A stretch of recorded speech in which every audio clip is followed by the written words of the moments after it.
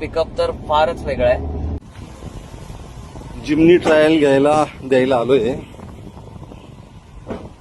फार सुंदर मॉडिफाय केलेली गाडी आहे.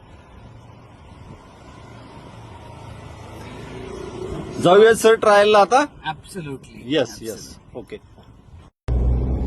सो आता पण मला थ्रॉटल रिस्पॉन्स मध्ये फरक तर जाणवतो डेफिनेटली. आपण आता आपली गाडी ऑलरेडी BMC डायावरती रन होते, which is performance air filter. पण त्या फिल्टरचा, कोनिकल फिल्टरचा जो स्नॉर्कल साऊंड येतो तो जवळपास 2500 RPMच्या वर येत होता.